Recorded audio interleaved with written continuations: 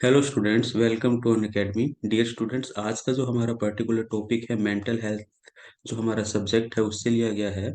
और ये टॉपिक जो है हमारा जर्नलाइज्ड एंजाइटी डिसऑर्डर है। इससे पहले हमने एंजाइटी के बारे में देखा कि एंजाइटी क्या होता है, और लास्ट हमने जो टॉपिक पढ़ा था डिप्रेशन के बारे में पढ़ा था। हमने वहाँ पे क्लियरली देखा था कि एंजाइटी और जो डिप्रेशन है उसमें हमें स्लाइटली डिफरेंट देखने को मिल रहा था। एंजाइटी का जहां हमें मोस्ट कॉमन कारण क्या मिल रहा था बेटा, फियर मिल रहा था, ठीक है। जबकि डिप्रेशन हमारा फियर के कारण नहीं हो रहा था, कंटिन्यू आइसोलेट कर रहा था पर्सन अपने आप को। इसका काफी सारे रीजन थे, जेनेटिक रीजंस भी था, साइकोलॉजिकल रीजंस भी था, और मेडिसिन इंड्यूस्ड रीजंस भी थे। और उसी कैटेगरी के अंदर आज जो हम टॉपिक स्टार्ट करने वाले हैं that is the generalised anxiety disorder. तो हम जर्नलाइज्ड एंजाइटी डिसऑर्डर है क्या पर्टिकुलर, देखिए सिंपल शब्दों में कहें तो नॉर्मल एंजाइटी होना, यानी कि व्यक्ति का स्ट्रेस में होना 2 दिन 3 दिन 4 दिन, तो वो हमारे पास में जर्नलाइज्ड एंजाइटी डिसऑर्डर नहीं है, गैड नहीं है। अगर कोई व्यक्ति लगभग 6 महीने, कम से कम 6 मंथ तक कंटिन्यू डिप्रेशन की स्टेज में रहता है, तो हम कह देंगे कि वो गैड कैटेगरी के अंदर चला गया है। तो अल्टीमेटली हमारे पास में ओकेजनल एंजाइटी तो हमारी नॉर्मल लाइफ का पार्ट है। एक्चुअलिटी में हमारी लाइफ में कई ऐसे इंसिडेंट्स होते हैं जो कि हमारे अकॉर्डिंग नहीं होते, और हम थोड़ा सा क्या हो जाते हैं बेटा, स्ट्रेस में आ जाते हैं, जिससे नॉर्मली तुम परेशानी के नाम से जानते हैं, यार परेशान हो गए, ये प्रॉब्लम हो गई, तो थोड़ा लाइटली स्ट्रेस में आ जाते हैं। लेकिन अगर यही स्ट्रेस लंबे टाइम तक बना रहे तो वो हमारा किसके अंदर बदल जाता है, गैड के अंदर बदल जाता है। जबकि गैड की हम यूजली बात करें, involve a persistent feeling of anxiety और dread that interfere with how you live your life. लंबे टाइम तक अब आप एंजाइटी की कंडीशंस के अंदर रहेंगे तो आप एक्चुअलिटी में क्या करेंगे, सोशल लाइफ से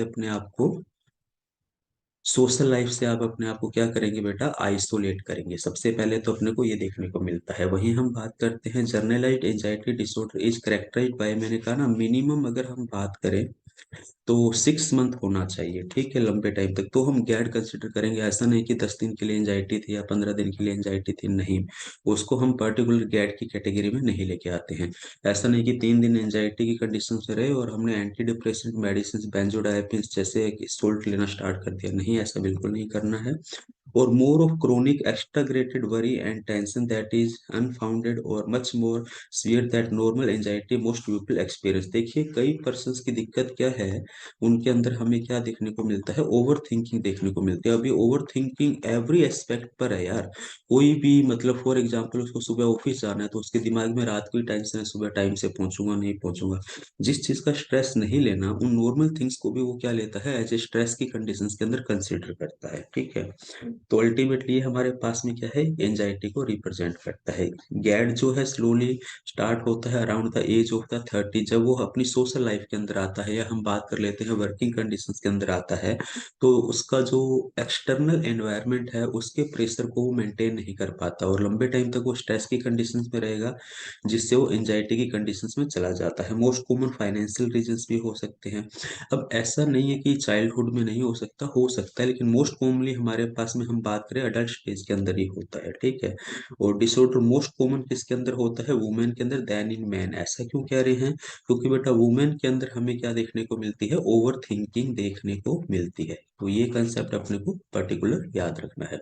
अब हम बात कर लेते हैं जर्नल सिम्टम्स हमारे पास में गैड के कौन से होते हैं। जर्नलाइज जो एंजाइटी डिसऑर्डर है, सिम्टम वैसे तो होपफुली जो हमारे एंजाइटी के हैं, डिप्रेशन के सिमिलर ही हैं, लेकिन कुछ हमें अलग देखने को मिलते हैं। सबसे पहला ही है worry excessively about the everyday things. यार एवरीडे थिंग्स के बारे में अपने को वरी होना नहीं है। सुबह मॉर्निंग में मेरे को ऑफिस जाना है, अब मैं टाइम से पहुंचूंगा नहीं पहुंचूंगा इसके लिए नहीं सोचना है। आज फॉर एग्जाम्पल मेरे को ये काम करवाना है, अपने मकान की फॉर एग्जाम्पल रजिस्ट्री करवानी है, तो ये काम होगा नहीं होगा, कोई प्रॉब्लम तो नहीं हो जाएगी, किसी से मिलने जाना है। आज मैंने अपने ब्लड टेस्ट करवाया था कल, आज उसकी क्या आने वाली है, रिपोर्ट आने वाली है, ठीक है। तो इसकी रिपोर्ट को लेकर वरी करने लग जाना, तो रूटीन के अंदर जितने मतलब कि फंक्शंस हैं उनके बारे में भी कंटिन्यू क्या करना, स्ट्रेस की कंडीशंस के अंदर आना। ये हमारे पास में अगर हम बात करें मोस्ट कॉमन हमारे पास में जीएडी सिम्टम्स, ठीक है। फिर हम बात करते हैं have trouble controlling their worries और फीलिंग ऑफ नर्वसनेस। देखो, ट्रबल को कंट्रोलिंग करना, अपनी चिंता, मतलब उसको लगातार चिंता है, अपनी जो समस्या है उनको लेकर कंटिन्यू क्या कर रहा है बेटा, चिंतित रह रहा है लगातार बेटा। वो फीलिंग्स डिप्रेशन कंडीशंस के अंदर रहता है, कम बोलना स्टार्ट कर देता है, किसी से बात नहीं करता है। Feel restless and have trouble relaxing, restless है, अपनी बॉडी को रिलैक्सेशन स्टेज में नहीं रखता, उसके माइंड में हमेशा कुछ ना कुछ चल रहा है। इवन जब वो, अगर हम बात करें स्लीपिंग कंडीशंस के अंदर है, तो भी उसके माइंड के अंदर कुछ ना कुछ बेटा थिंकिंग चल रही है। तो दैट इज द, हमारे पास में हम बात करें over thinking, have a hard time concentrating, बिल्कुल हार्ड टाइम है, कंटिन्यू कुछ ना कुछ उसके माइंड में चल रहा है। हैव ट्रबल फॉलिंग एस्लीप और स्टेइंग एस्लीप, देखो मैंने कहा ना स्लीप डिसऑर्डर हो जाएगा उसको पर्टिकुलर। स्लीप डिसऑर्डर का मतलब उसको कंटिन्यूस स्लीप नहीं आएगी। उसको अगर हम बात करें बेटा, कंटिन्यूअस स्लीपिंग नहीं आएगी, स्लीप उसकी बीच बीच में टूटेगी, और मॉर्निंग में वो फ्रेश फील नहीं करेगा। टायर इजली और feel tired all the time, देखिए बेटा, टायर्ड, थोड़ा सा काम करेगा थकान महसूस होगी, या हर टाइम अपने आप को थकान की फॉर्म के अंदर ही देखेगा, यानी कि वो डिप्रेशन कंडीशंस के अंदर है। नेक्स्ट हम बात करते हैं हैव, कुछ हमें साइकोस, कुछ हमें कह सकते हैं क्लिनिकल सिम्टम्स भी देखने को मिलते हैं। तो पर्टिकुलर क्लिनिकल सिम्टम्स की अगर हम यहाँ पे बात करें, तो हेडेक कंटिन्यू रहने लगेगा, ठीक है, ओवर थिंकिंग होगी, मसल एक्ने होने लगेगा, स्टोमक एक होने लगेगा, पेट दर्द, अनएक्सप्लेन्ड पेन होने लगेगी, कभी कहाँ पेन हो गया, कभी कहाँ हो गया, मसल्स कॉन्ट्रैक्शन, बेसिकली यहाँ पर हम अगर बात करें मसल्स कॉन्ट्रैक्शंस की, अगर पर्टिकुलर हम यहाँ बात करें, तो मोस्ट कॉमन रीजन है।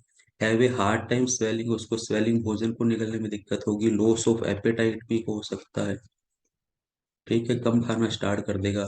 फील इरिटेबल ऑन एजेस, देखो वो किस कंडीशंस के अंदर चला जाएगा, एग्रेसिवनेस कंडीशंस के अंदर चला जाएगा, हर चीज से उसको इरिटेशन होने लगेगी, अपने आप को आइसोलेट करेगा, स्वेट, पसीना बहुत आने लगेगा, फील लाइटेड और फील आउट ऑफ ब्रीथ, यानी कि ब्रीथिंग प्रॉब्लम होने लगेगी।